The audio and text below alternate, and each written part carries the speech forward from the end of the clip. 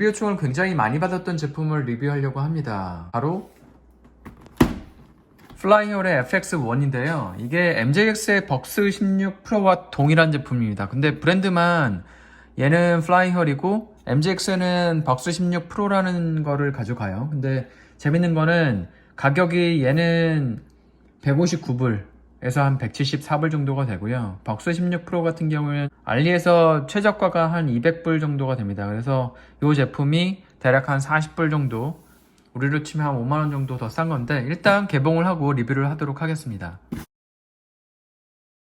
가방하고 본체, 그리고 배터리가 같이 있고, 조종기와 설명서, 그리고 여분의 프로펠러, 그리고 충전 케이블이 들어가 있습니다. 수리도구도 같이 들어가 있고요. 가방을 보면 가방이 꽤 고급스러워 보입니다. 안쪽 내부는 이런 식으로 지퍼도 있고 이렇게 겹벽이 되어 있고요. 전체적인 드론을 한번 보도록 하겠습니다. 상단이고 측면, 이쪽 옆면 측면이고요. 그리고 밑에는 이렇게 되어 있습니다. 그리고 여기에 짐벌 케이스가 들어가 있고, 이 드론은 이렇게 이런 식으로 빼주게 됩니다. 전체적인 크기는요, 가로 세로 높이가 대략 한 39.5 똑같아요. 그리고 높이가 8.7, 무게는 612g으로 입문용 드론 중에서는 가장 무거운 무게를 가지고 있고요. 드론 커버를 한번 빼보도록 하겠습니다.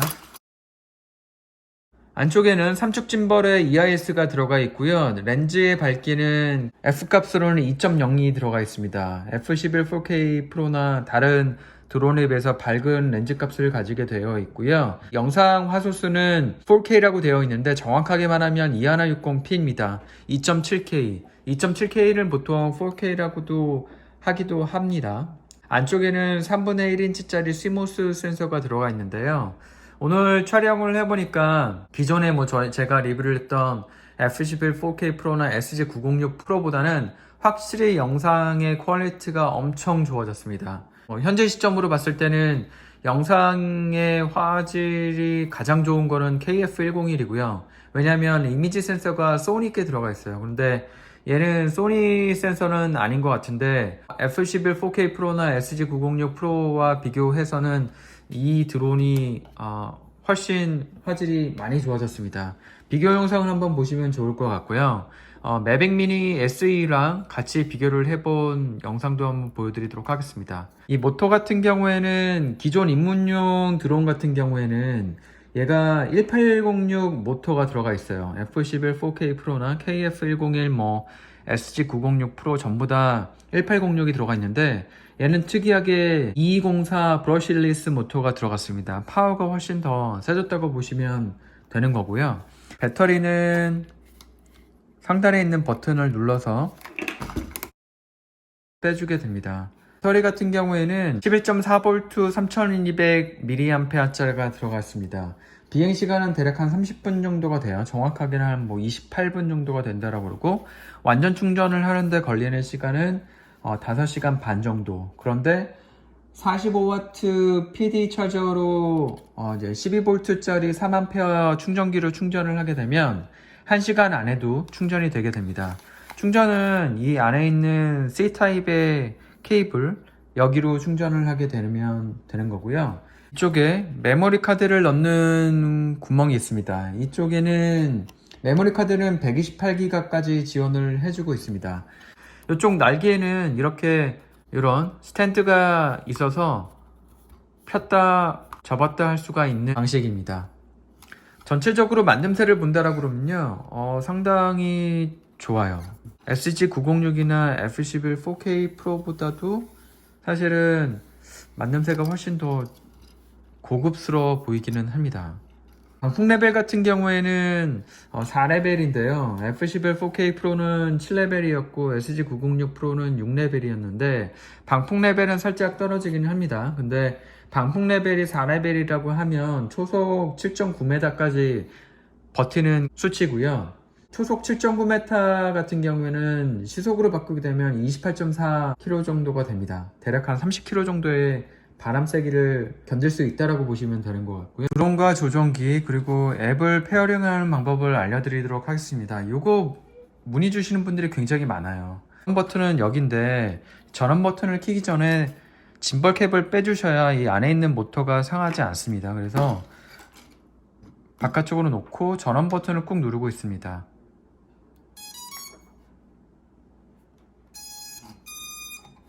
빛이 깜빡깜빡거리게 되고요. 지금 실내에서는 GPS가 잡히지 않으니까 오프로 놓고 그리고 전원 버튼을 켜줍니다. 그러면 지금 삑삑거리게 되면 이제 이 드론하고 조종기가 페어링이 된 거고요. 이 상태에서 앱하고 연결하는 방법은 와이파이 연결을 해주시면 됩니다. 드론 4G를 선택을 해주시면 이렇게 와이파이가 돌아가면서 연결이 되고요. 연결이 되면 그 다음에는 아까 다운을 받은 MRC 프로라는 앱을 구동을 시키게 됩니다. 나침반 보정이라고 빨간색이 뜨게 되는데요. 이게 매뉴얼이 다 한글화가 되어 있어서 굉장히 편하긴 합니다. 요거를 눌러서 드론을 수평으로 3바퀴를 돌려주라고 하는 메시지가 뜹니다. 그러면 얘를 이런 식으로 3바퀴를 돌려주는 거예요. 그러면 다음에는 수직으로 3바퀴를 돌려달라는 메시지가 뜹니다. 그러면 수직으로 세워서 드론을 돌려줍니다. GPS 신호가 약하다라고 되어 있는데 당연히 실내에서는 GPS가 잡히지 않으니까 이렇게 됩니다. 이 앱에서 이 버튼을 누르게 되면 Follow Me 기능하고 그 다음에 궤도 비행 헤드리스 모드가 나오게 되는데요.